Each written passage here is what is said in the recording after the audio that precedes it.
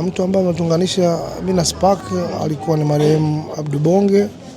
Kipindi kile mimi natoka La Familia na kuja Tip Top kwenye ile nyimbo Nipe Ripoti, nilikuwa nataka nimshirikishe Feruz.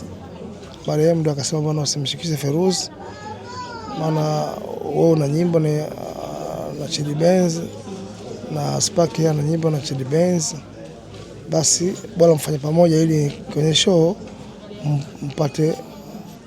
mpatikane wote wawili. Kwa ndo akanikutanisha na Spark, akaambia bwana huyu anaitwa Spark, utafanya naye hiyo project. Kwa mwanzo ilikuwa ni single project, tukafanya Nipe Ripoti, matokeo yakawa mazuri. Mwindi akataka album, tukabidi tufanye album kwa haraka, tukafanya album kwa haraka. Baada hiyo album nafikiri mimi na Spark sasa kutoka kwenye urafiki kuja kwenye undugu ndo lianzia pale. Mimi natamani hasa kusikia baada ya tukio hili kutokea, tumeshampoteza mpendwa wetu, jambo gani hasa unalikumbuka kwa Spark? Ya movement kwa sababu ilikuwa kipindi cha miaka 4-5 ilikuwa niko naye karibu. Yaani ukimwona yeye mnaona mimi, si asubuhi si mchana si usiku. Kwa zile movement nikigundua, unajua kipindi ambacho sikuwa naye muda mrefu katikati hapa, lakini kwa sababu alikuwepo kwa nilikuwa naamini kwamba one day yes the movement inaweza karudi, tukafanya movement kwa ukubwa zaidi. Lakini leo nikizikumbuka zile movement alafu na mtu mwenyewe hayupo, ni nauma zaidi. Ni mtu ambaye nilikuwa naye karibu zaidi, mtu ambaye nafikiri namjua kuliko mtu yoyote ambaye anaweza kumjua. Mimi naweza kusema kwamba hata wazazi wake anaweza kumjui sana kama nimemjua mimi ukubwani. Kwa sababu mimi nilikuwa nimekaa naye ni muda mrefu, najua mapungufu yake, najua udhaifu wake, najua nini anapenda, najua nini hataki. Yaani ndio maana alikuwa anakwambia alikuwa kama ndugu, kwa sababu alikuwa najua kwamba sasa hivi Spark kuna stress anazo, sasa hivi Spark anahitaji hela, sasa hivi Spark hela, yaani niko na hivyo namjua yani. Okay. Kwa ukaribu wako unamjua na mmekuwa mkizungumza mara kwa mara, huenda labda kabla umauti hujamkuta alishawahi kushare na wewe labda kuna jambo ambalo linamsibu kwenye mazungumzo yenu, hajawahi kushare chochote? Hajawahi, ila kuna kipindi katikati kwenye nyuma alikuwa kama yuko sawa hivi, lakini nikaujua tu kwa sababu ni stress za muziki wetu. Kwa sababu muziki wetu unajua sometimes unaweza kuwa unashika hela nyingi, muda mwingine hela zimpotea.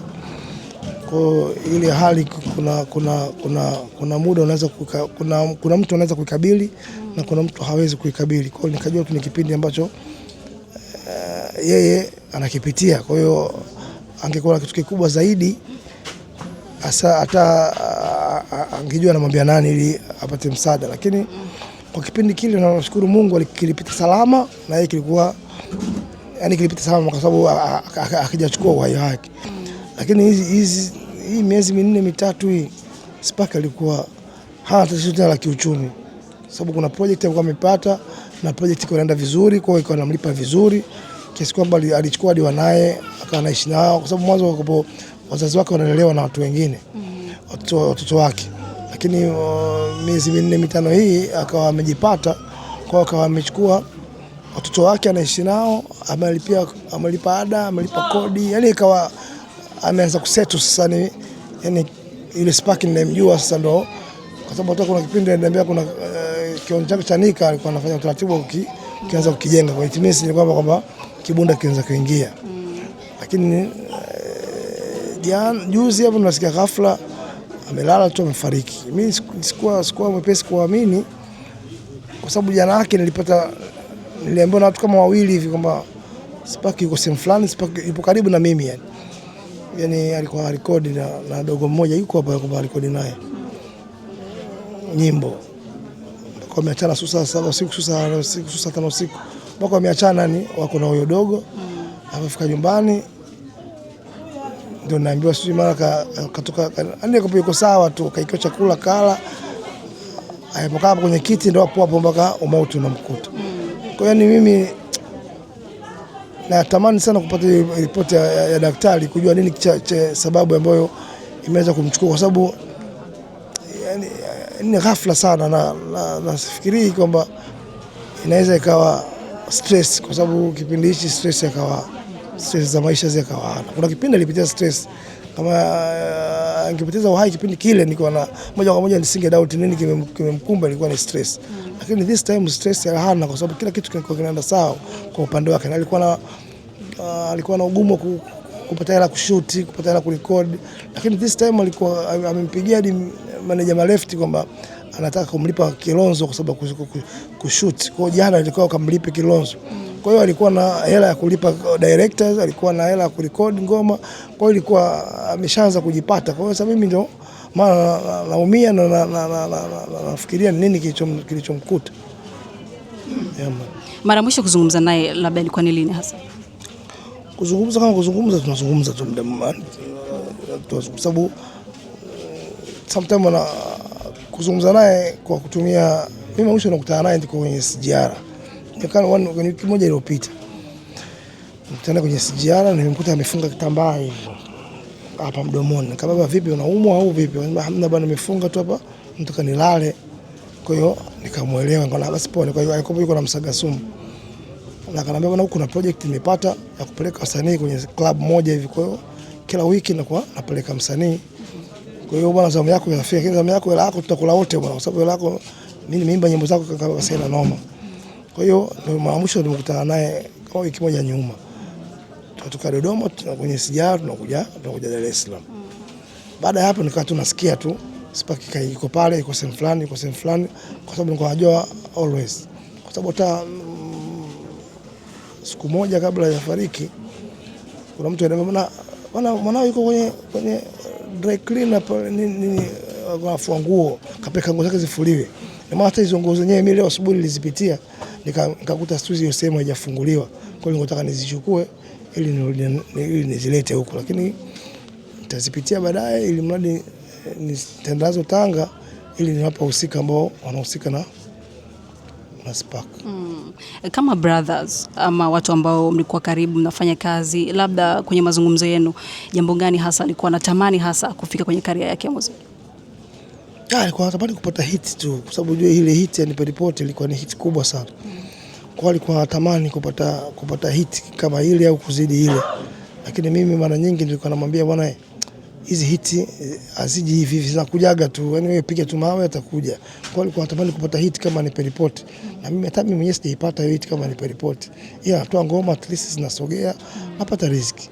Kwa hiyo kikubwa alikuwa anatamani kupata hit kama Nipe Report. Ndio maana kipindi kile alipotoka Tip Top alifanya remix ya kwanza Nipe Report. Kwa hiyo unaona kabisa ndoto zake ni kupata hit kama Nipe Report. Yeah. Neno la mwisho kwako wewe, kwa vijana hasa kwenye tasnia ya industry baada ya hili, una lipi hasa la kuzungumza kwa upande wako? Ya kwanza naanza na kitu cha kuzungumza na vitu viwili vya kuzungumza. Cha kwanza tumrudie sana Mwenyezi Mungu, kwa sababu kifo na uhai viko karibu sana. Iko ni kitu muhimu sana tusisahau, yani kwa sababu tunafanya muziki, tunaigiza, tunafanyaje, lakini kama mtu anapata wasaa kwenda msikitini, aende msikitini, mtu anapata wasaa kwenda kanisani, aende kanisani, kwa sababu hujui mwisho wako unakuwa ni lini na saa ngapi, na vifo tunatembea navyo. Kitu cha pili pia upate mke bora wa kuoa.